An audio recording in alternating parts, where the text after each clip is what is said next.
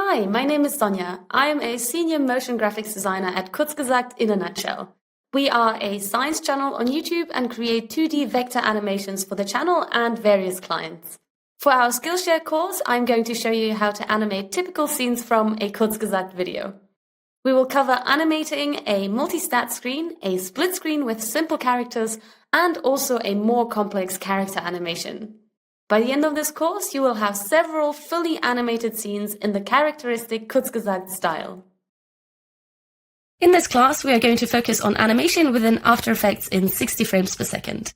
Throughout the class, we will learn how to do rigging using Doic, simple character animation, and how to use the wiggle expression. You will need the free Doic plugin for this class. You can download Doic at rainboxprod.coop. This class is perfect for animators who want to get a grasp of complex scenes with a lot of detail. To benefit most from this class, you should know how to set up an Illustrator file for animation. We covered some of that in part 1 of this course. How to set keyframes and generally have a basic understanding of After Effects. Some knowledge of rigging and IK handles may come in handy.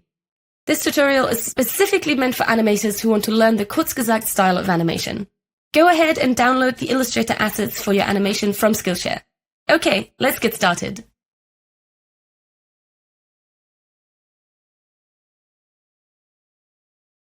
Just as a note, this course is not for complete beginners. We will build on the knowledge from part 1 of this course. We will focus on animation within After Effects. Please download the assets from Skillshare. The Illustrator file is included in those assets and you can use that for the animation. As mentioned before, naming is crucial for animation, especially when you have a lot of layers. Like in this case, we have a character that has legs and feet and a head and a body and so on. You want to start your group of layers with one word, like in this case, ant, and then you want to add what part of the ant it is, like the body, the leg, the foot, etc. We're going to be animating a triple split screen, and I like exact comp sizes. For a triple split screen, one scene is half of the full width of our scene, of our composition, which would be 960 pixels.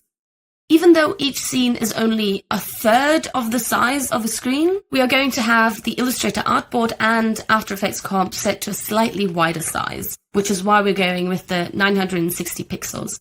This way, we have a little bit of a buffer zone. If we want to animate something in from off-screen, we don't have to work blindly. And we can slide panels to the side if we want to create a transition, and it doesn't create gaps between the scenes. We don't have to worry about those. Right, now we're going to jump into After Effects, and this is the scene that we will be animating today. You can download all of the files from Skillshare, and this will also include the final animation file if you want to check back, see what I did, what you did differently, and compare notes. We have already discussed importing assets into Illustrator in part 1 of the course, so I'll skip this part. We'll start immediately with setting up our comp. So I've already prepared all of the subcomps, all of the pre-comps over here, and they're sitting within my main comp over here. It's quite important to have a clean folder structure, as mentioned before. We have 3 scenes over here, and I've numbered them in the VFX naming standard. So 010, 020, 030. I've given them 3 different colors, so they stand out within our main comp, drag them into our main comp. I'll just demonstrate here. We want to have one main comp with all of our scenes inside. We're going to set the start time code to 59 minutes and the duration of the animation will be 11 minutes. I'll remind you later of why we are doing it this way. Then we would have this comp. We want to drag our 3 comps in here. I've already set a start and an end marker. We have them over here. We'll set the beginning of our animation, set a start marker, and set an end marker at 1 minute of the animation. So this is what it would look like. We would then also want to cut the beginning of our comp and set a start marker at the beginning of each comp. The reason why we're doing this is in case we had cut all of these comps over here and we were moving around very quickly and didn't notice that we moved our animation over here, we now have a visual aid that this animation has moved. This comp is no longer in the correct place, so we can move this back and we know that it's all correct. You would now move all 3 comps to their correct positions to create the triple screen look. Right, let's jump into our prepared main comp. Like mentioned, we will be setting the end of the animation at 1 minute. Just to remind you, we have the start timecode of all comps set to 59 minutes with a duration of 11 minutes. That means we have 1 minute of leeway in case we want to add some animation or a pause before the point we have set as our starting point for our animation. It's kind of like a failsafe. Our point 0 will show as 1 hour in the timeline. Ideally, you want to start all of your animations at a point 0, or in our case, a theoretical point 0, in case you or someone else watches your animation back. They can then tell you that, for example, at 1 minute 11 seconds, there is a mistake. You can jump into your After Effects file and skip exactly to that time without having to scrub through your animation. So it's kind of like helping you with feedback. We have markers at the start and at the end of our scene, so we know where to set our workspace for rendering. Inside our comp, we have all of our layers trimmed to the beginning of the scene and set start and end markers, just like in the main comp. I have already done the color coding of all of the layers, and since we've covered this in part 1 of this course, we'll be skipping it for this part. You want to make sure that the background is in the correct position. If you have some pixels that are off, you can right-click and you can hit Reset. Then you want to click this little button to continuously rasterize your layer to avoid a transparent pixel frame around the edge of your layer. This can sometimes happen, and if you have overlapping scenes, they could shine through. You want to avoid that.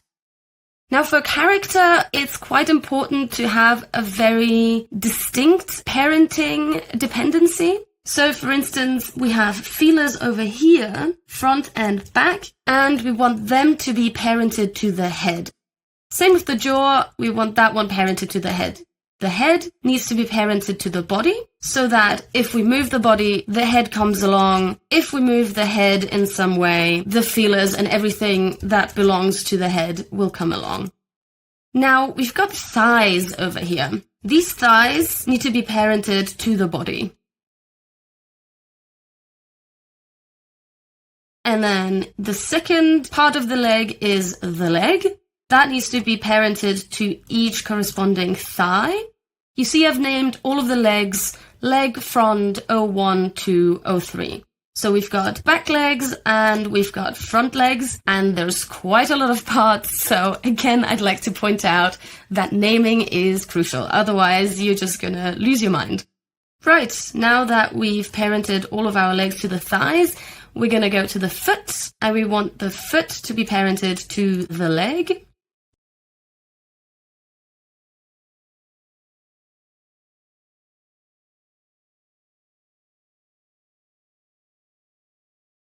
And now we want to give the body a controller. We'll hit Control or Command Alt Shift Y. We'll position the controller where our body is, and we'll parent the body to the controller. We always want to have one main controller for characters. This acts as just a controller for the body so that everything comes along. We must have missed one of the legs. Additionally to controlling the character, it also acts as a visual aid and a divider between all of your layers, because you have so many layers here. If you had multiple characters, you have a controller for each character, and then you can see where all of the layers for one character end. We'll crop this layer and we'll give it a name. We'll call it Control Ant.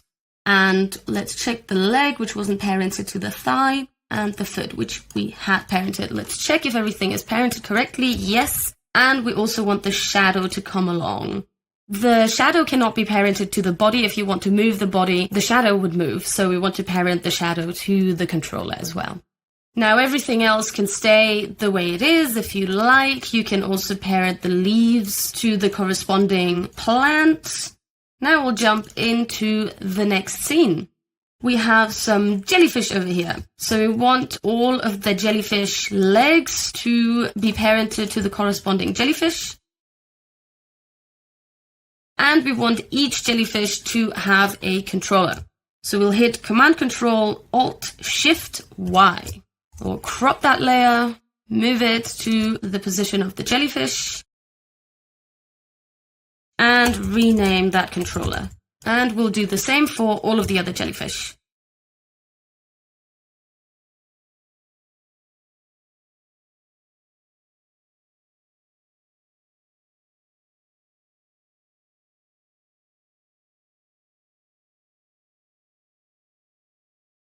We will then parent all of our main bodies of the jellyfish to our controllers. We'll also check our background and make sure this little star is ticked. Right, let's jump into our last scene, and we want to do exactly the same thing. We want the fins and the jaw of each fish to be parented to the corresponding body of the fish. You can also click on the little colored box over here and select label group. This is another reason why we're coloring all of our layers in After Effects, because everything that belongs together can then be selected by clicking select label group. It will then select all of the layers that are colored with this color.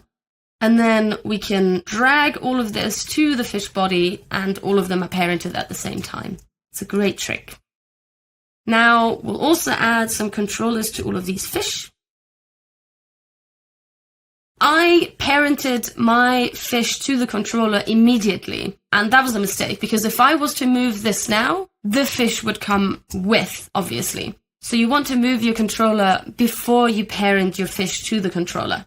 So let's undo that. We'll move our controller to the body position, then we'll parent the controller, crop it, and give it a name. We'll do the same for all of the other fish.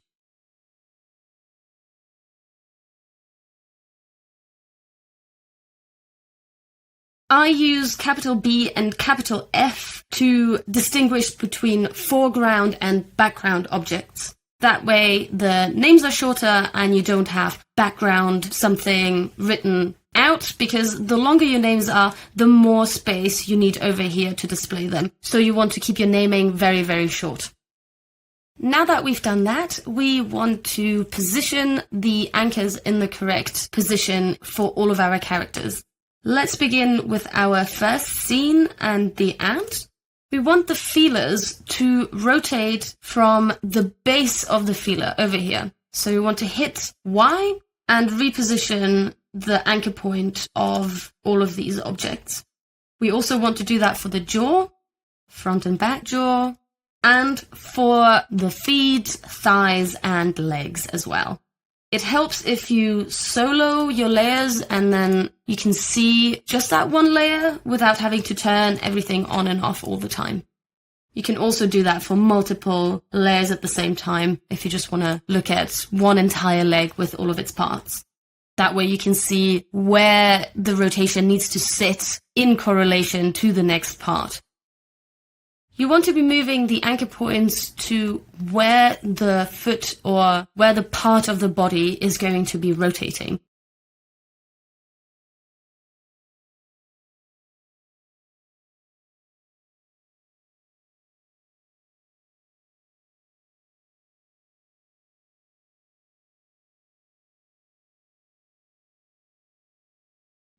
Now we've set all of that up. We want to move over to the jellyfish, and we want to position the anchor points of these legs where they will be rotating from, so at the top over here.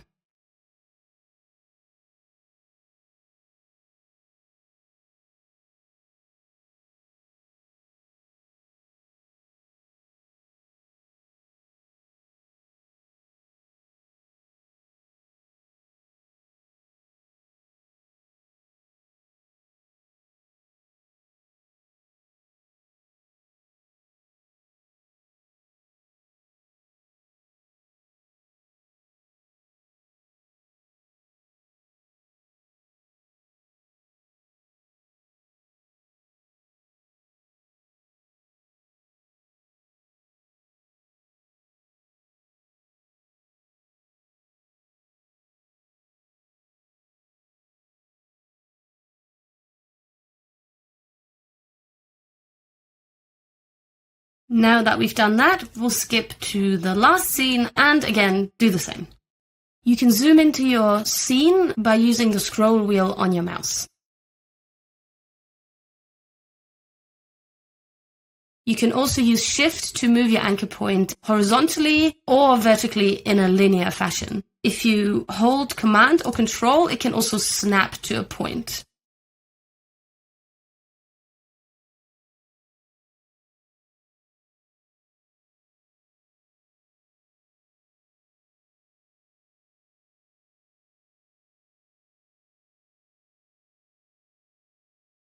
So I've missed that we have a head separated from the body for this fish. We want to parent the jaw to the head and the head to the fish body.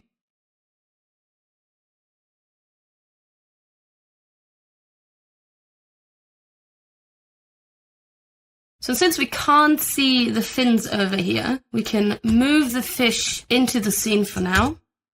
We'll adjust the anchor points like this, and then we'll just move the fish back.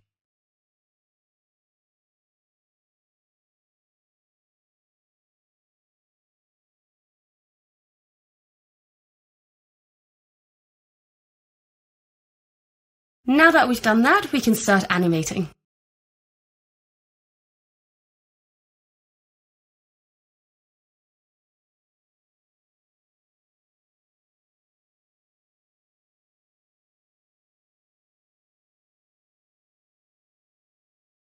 Now we are going to set up the Duic IK chain for the ant legs.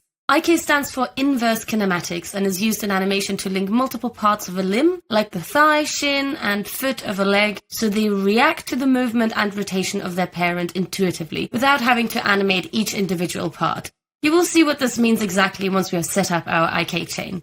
The important part at this point is that your parenting is done. First thing we want to do is create controllers for each of the feet. We'll be using the Duic plugin for this, so make sure it's open, highlight your foot and go to Controller and Create.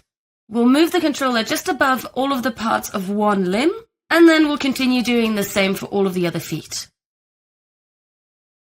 If you wanted to make a walk cycle with this ant, you would be using these controllers to animate the legs. You would no longer use the foot, leg, and thigh layers of the limb.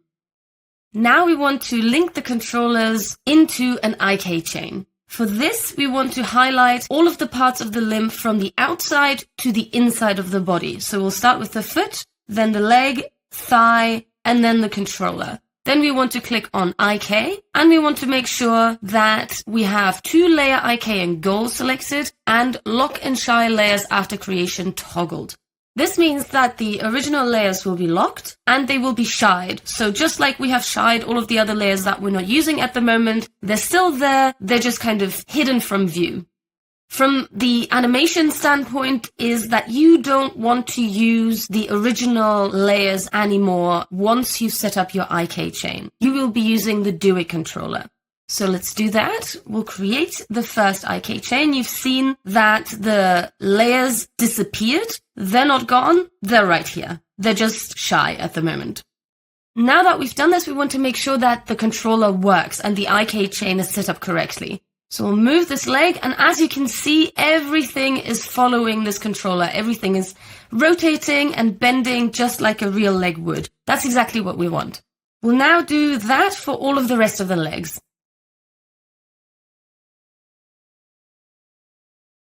Each time we create an IK chain, we want to make sure that it's working in case we've set up something wrong or we've parented something wrong. It's much easier to undo immediately once you've done something wrong than having to repair it later.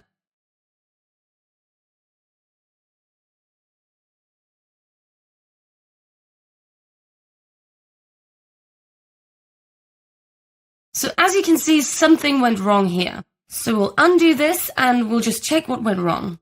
There might have been a parenting issue, so we'll just reparent all of our layers and we'll redo our IK chain. And now everything's moving correctly. That's what we want. It can also sometimes happen that you've moved your anchor point to the wrong position, and that could be breaking the IK chain, so you just want to make sure that everything is where it should be. If you have a lot of limbs, it can happen that sometimes you parent something wrong, or the anchor point is not in the correct position. So you always want to check your IK chain. If something went wrong, you can fix it there and then, and otherwise, you've got perfectly moving legs. Now what we want to do, let's trim these controllers and we'll make the body move. So let's solo the rest of the ant body so we can see what we're animating. And we'll add a keyframe to the body. One position keyframe will move 50 frames forward and move the ant body up a little bit.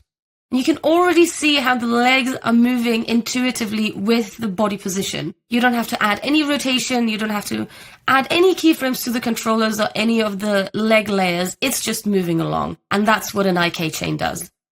Now we'll add an easy ease and a ping pong loop expression. Now we'll also rotate the jaw.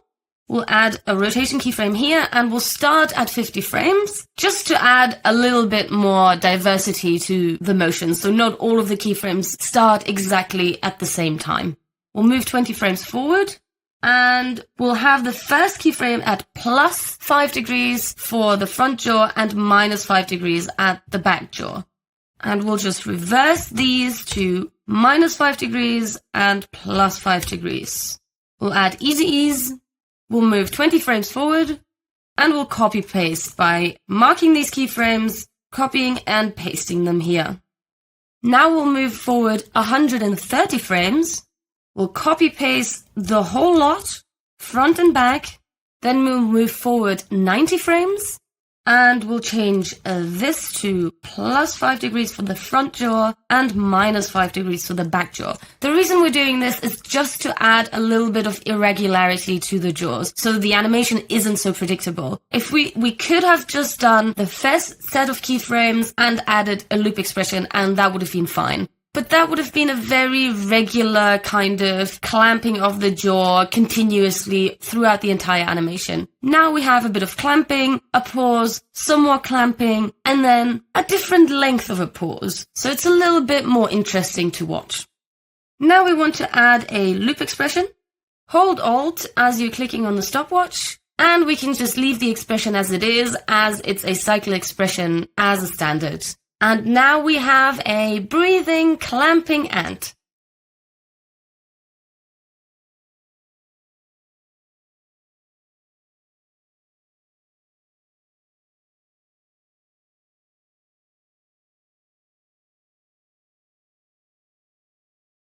Now we're going to add a wiggle expression to the head and the feelers of the ant. For that, we're going to create a wiggle controller.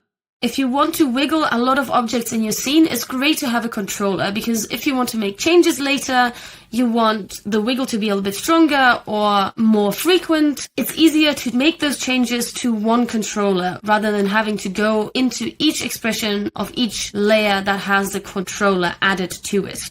So for this, I have soloed everything that we need and I have shied everything that we don't need to see right now. We're going to create a null object with Command Control Alt Shift Y, trim it and give it a name. We'll name it wiggle underscore feelers and head. We'll now add a slider control to this. You can search in the Effects and Presets window, and if you don't have that, you can open it by going to Window, Effects and Presets and open this window right here. Now we'll take the slider control and we can double click or we can drag it onto here. So since I've done that twice, I now have two controllers, which is great because I need to anyway. We'll rename the first one frequency and the second one amplitude. Frequency determines how often per second the wiggle expression will be applied, and the amplitude specifies how strongly it will wiggle. So since we'll be adding this to the rotation, it's the amount of degrees it will wiggle. If it was for position, it would be the amount of pixel it would wiggle. Slider controls are great if you want to control layer properties or keyframes of one or more layers. They can also be used to keyframe expression values that would otherwise be hard to control. We are going to parent the frequency and amplitude values of our wiggle expression to these sliders and control them through the wiggle controller. Now we're going to add a wiggle expression to the rotation of the front feeler. We want to Alt-click the stopwatch and we'll type wiggle and 1, 2. The numbers are not important at the moment because we'll be changing these anyway. And we want to close the bracket. Now what we want to do is highlight the first number. The first number is the frequency. And we want to pick whip this to the frequency slider. Make sure these sliders are open, otherwise you won't be able to pick whip. Now we're going to highlight the second number and pick whip it to the amplitude slider. Now we can copy paste this expression to the other layers. We'll add a number here. Let's do 0.5 and 20. Now you can see that this is wiggling quite a lot. It's a little bit too strong. And since we've created this controller, we just need to go in here, adjust these numbers. Let's take this down to 10. And we don't need to touch these expressions at all. We'll hide that again. All we need to do is change our numbers in the controller. Now, wiggle is a great expression for adding simple movements when you have a lot of objects in a scene. The downside is that you cannot create a loop with wiggle, because it calculates the position of an object for every frame randomly. If you prefer to have a looped animation, you will have to keyframe your objects and then add a loop expression to them. This is why we set our animation at 1 minute, so you have a good chunk of time where you can see your animation, but unfortunately you can't loop it at the end of that time. Now let's have a look at our whole ant, and this is what it looks like.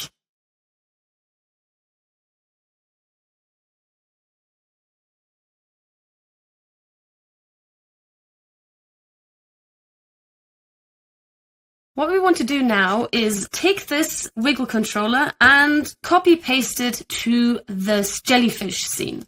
So we've copied that layer and we're pasting it in here now. We'll now also go to one of the layers where we've added the wiggle expression and copy expression only, and we'll add that to one of the jellyfish controllers. What we want to do now is rename this controller and change it to rotation. We'll copy paste this expression to all of the other jellyfish controllers, and we'll also add this to all of the legs.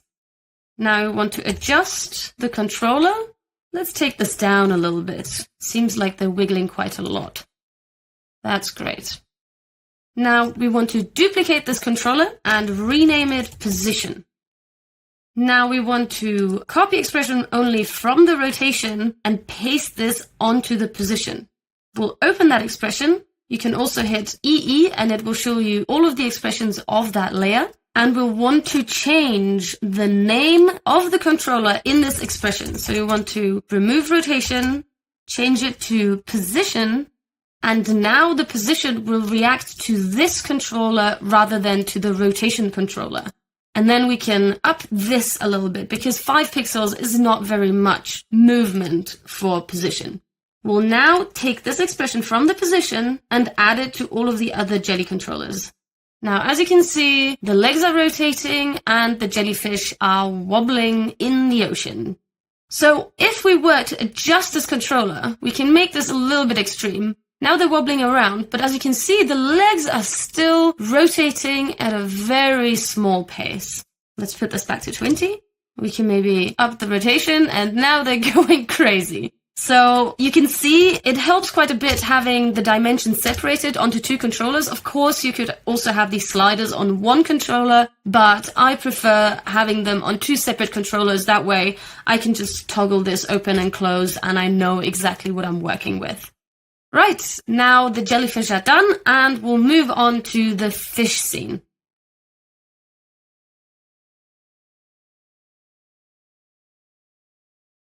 What we want to do now is do the same thing as we did before. We want to copy the wiggle controller from the ant composition, jump into our fish scene, and paste the controller in here. We then want to copy the expression from one of the rotations that are linked to that controller, and we want to paste it onto the position of one of the fish bodies. We'll show the expression by pressing E twice. Now, what we want to do is the fish needs to look a little bit more like it's swimming. We'll add some keyframes so it's swimming from left to right and from right to left, depending on which direction they're facing. But we want to add a little bit of a Y wiggle in there. So while they're swimming from left to right and vice versa, they're wiggling up and down a little bit. And you can do this by amending the wiggle expression. You can wiggle X and Y positions independently. Now we want to rename this wiggle controller from feelers and head to fish. We'll adjust the values a little bit. Let's bring this up to 20. We can adjust that later if we feel like that's not enough or it's too much. And what we want to do now is add our hard bracket onto here. Then value, hard bracket, 0, and close hard bracket. Then a comma. Then our wiggle expression follows. At the end of our wiggle expression, we want to add hard bracket 1, close hard bracket, and then another closing of the hard bracket, which correlates with this beginning one. Now this fish over here should be wiggling up and down, and he's doing just that. Now we want to copy this expression and paste it onto the other fish. Now this expression says, don't do anything for the X position and only wiggle the Y position. If you want to switch the wiggle from Y to your X position, you need to swap your wiggle expression with the value within those hard brackets. We will do that now to wiggle the water in the X position. Now we're going to duplicate this controller and rename it water. We'll grab this expression and we'll paste it onto the water. Now we need to change the name of the controller in here and rename it from fish to water. And then, as mentioned before, value needs to be replaced by our expression. And where it used to say wiggle, it now needs to say value. And let's see what that looks like. The water's wiggling up here. It's not very strong. Let's adjust this a little bit. Let's put this frequency to 1 and let's move the amplitude up as well. And that's what that looks like now. Our fish are bobbing and our water is flowing.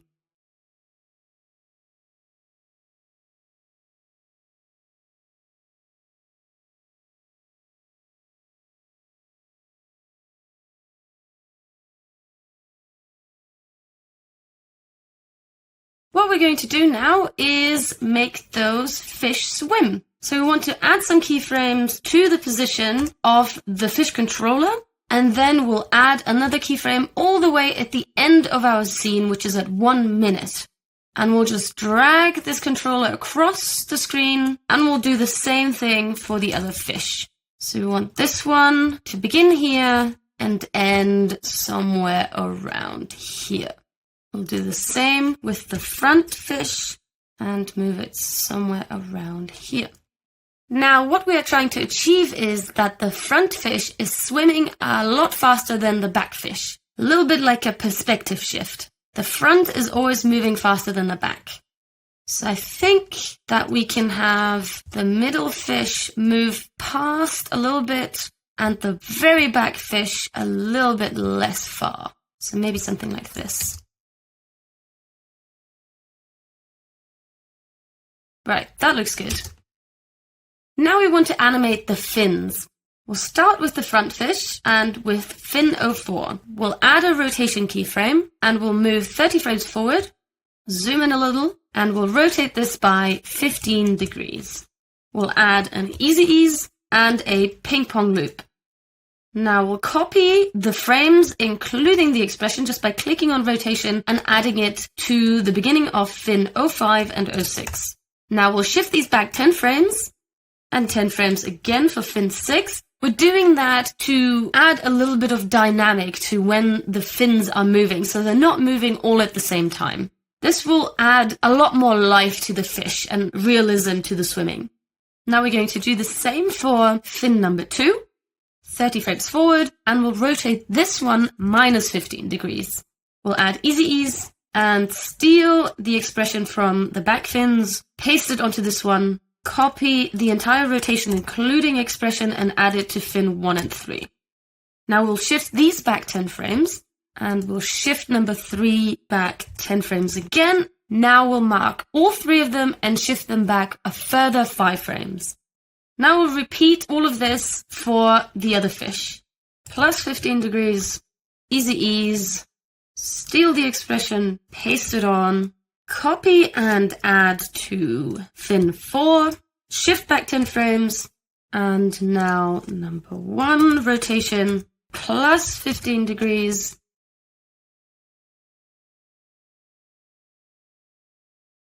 And we'll shift the 2 of them back 5 frames. Remember to save your animation frequently by hitting Command or Control S. If your After Effects crashes or your computer freezes, it's always good to have a frequent save. Even if you have autosaved in After Effects turned on, it's always a good idea. Plus 15 degrees, easy ease, steal expression, copy keys and expression, paste onto layer.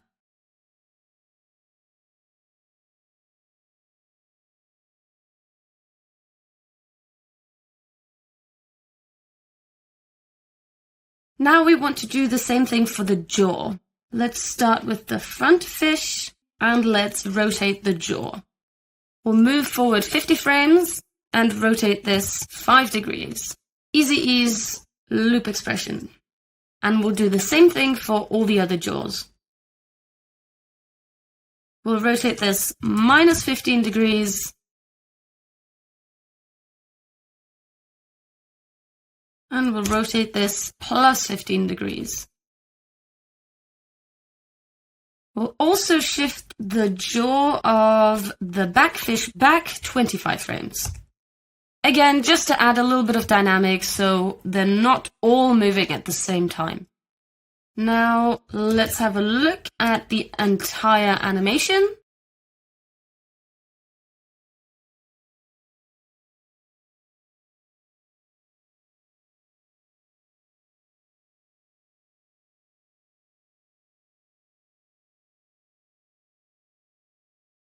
So what we want to do now is animate the background water plants in the fish scene. At the moment, we have a guide layer showing us what the plants should look like. However, this is a static layer and we want to bring these plants a little bit to life.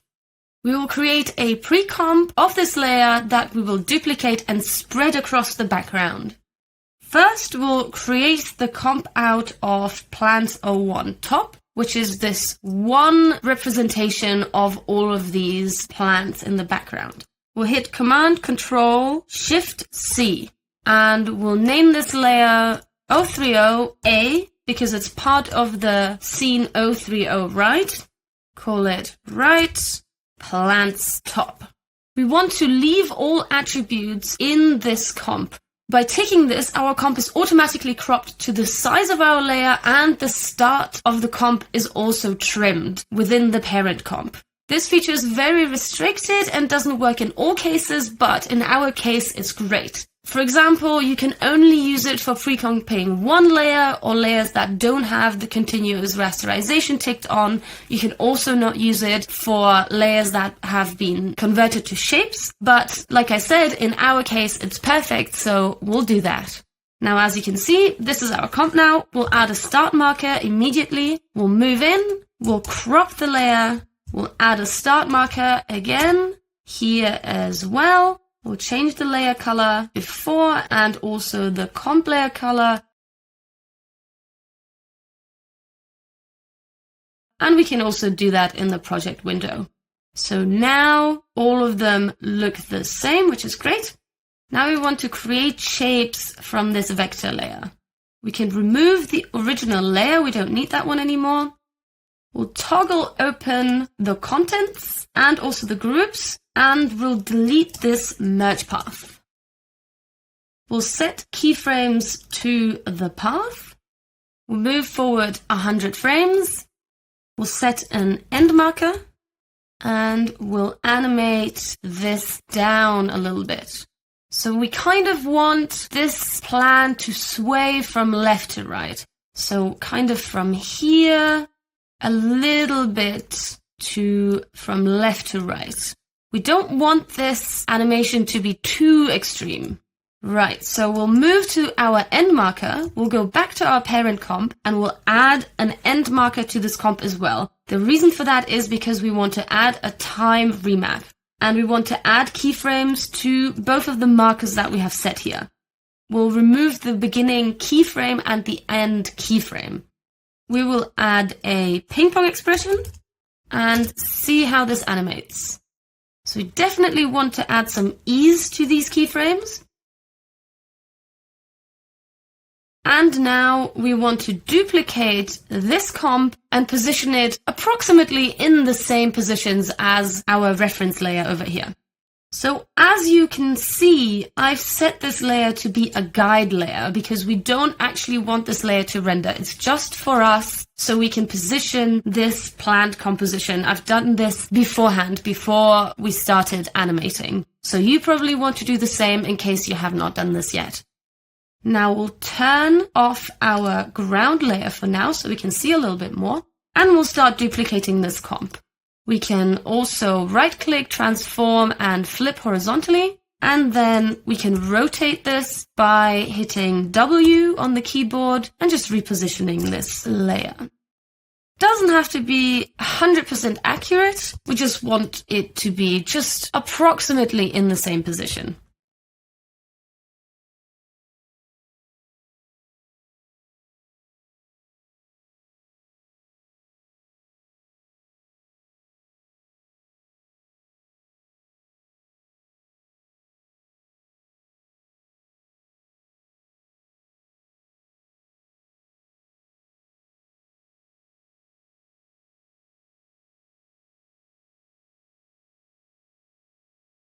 Now what we want to do is shift all of these comps back 5 frames each, so we have a little bit of dynamic displacement.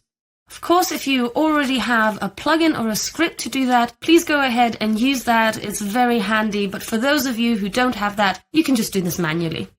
So you want all of your comps to move back rather than forward, otherwise you'd have a very unpleasant popping of the comps. Now, the reason why we have pre-comped this plant is that we only need to animate it once, and if we decide the movement is not quite right, we wouldn't have to adjust the animation of 10 plus plants. We could just adjust one animation in one comp, and then it would reflect this change for all of the other plants in this scene. Now we can hide the guide layer, because we don't need that one anymore. And maybe want to adjust this plant animation just a little bit more. It's a little bit stiff. So what we can do, we can adjust the Bezier handles a little bit, not too much. We don't want the background to be animated too crazy. The reason for that is we want the focus of the animation to be in the foreground. We don't want the background to be too crazy and distracting. So for this reason, we'll bring back all of the other layers. And we'll just see what it looks like. If it's too much, if we need to tone it back a little bit, we'll just adjust.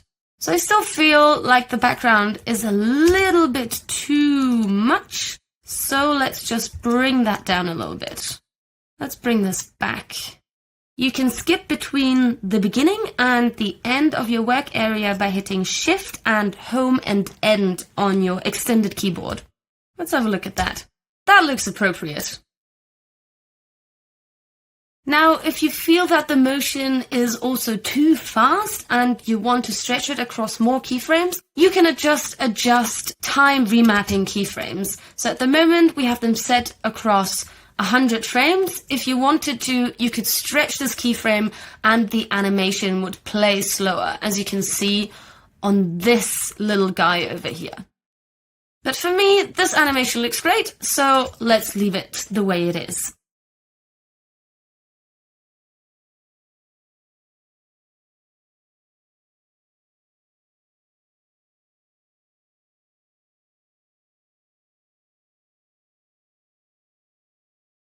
And this is your completed animation. Well done! The reason why we have set our animation at 1 minute, as I've mentioned before, is because we're using a wiggle expression. As you can see here, the wiggle expression, or rather the animation, looks different at the beginning of our animation compared to the end of our animation. Wiggle is random and you cannot make a loop out of it. If you wanted a perfect loop, you would have had to use keyframes and the ping pong or cycle loop to make that happen.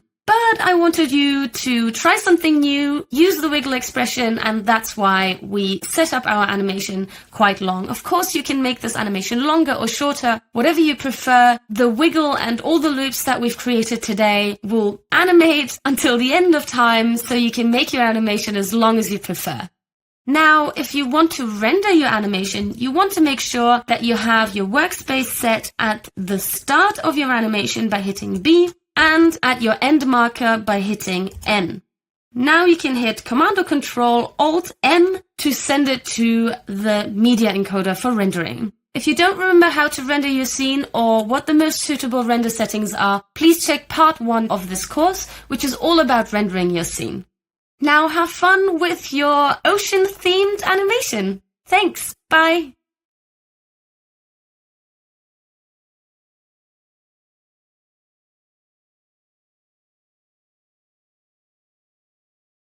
This concludes our class. Today we learned how to rig and animate a simple character using Doic, how to set up a wiggle controller and wiggle various layer properties. I hope this was useful to you and the scene had a calming effect on you. If you have any questions or feedback, please leave a comment. We really appreciate your input. Thank you for taking this class.